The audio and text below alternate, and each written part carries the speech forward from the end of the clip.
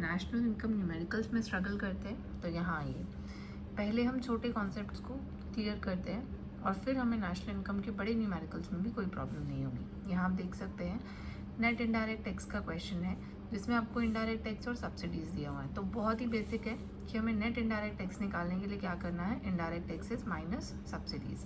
400 lakh minus 100 lakh and 300 lakh is our answer. कुछ नहीं है, सिर्फ एक फॉर्मूला याद रखने की ज़रूरत है जिसे मैंने स्टार मार्क कर दिया है, इनडायरेक्ट टैक्सेस माइनस सब्सिडीज़। अब बात करते हैं domestic income versus national income. ये छोटे छोटे कॉन्सेप्ट अगर आपको पता होंगे, ट्रस्ट मी, आपको नेशनल इनकम न्यूमेरिकल्स में कोई प्रॉब्लम नहीं आने वाली है।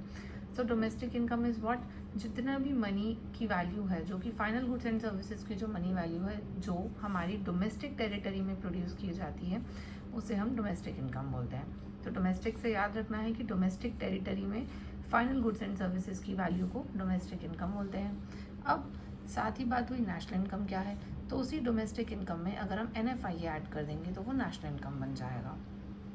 आई hope that is clear to you all. अब यहाँ से क्वेश्चन आता है कि मैम NFI क्या है, net factor income earn from abroad. चलिए देखते हैं। NFI का मतलब होता है जो भी फैक्टर इनकम हमारे नॉर्मल रेजिडेंट्स ने रेस्ट ऑफ द वर्ल्ड से अर्न करी है। फैक्टर इनकम का मतलब rent, interest, profit and wages. ये चार चीज़ें हमारे normal residents rest of the world से जो अर्न करते हैं, अगर हम उसमें से माइनस कर दें वो फैक्टर इनकम जो नॉन रेजिडेंट्स हमारी कंट्री में आके अर्न करते हैं, उसे हम NFI बोलते हैं।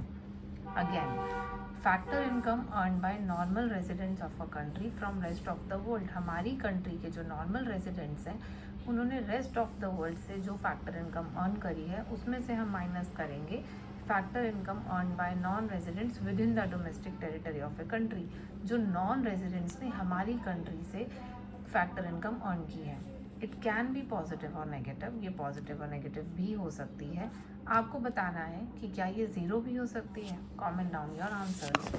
नेक्स्ट इज, हम देखेंगे NFI में तीन चीज़ें ऐड होती है, net compensation from of employees, net income from property और entrepreneurship, retained earnings of resident companies abroad.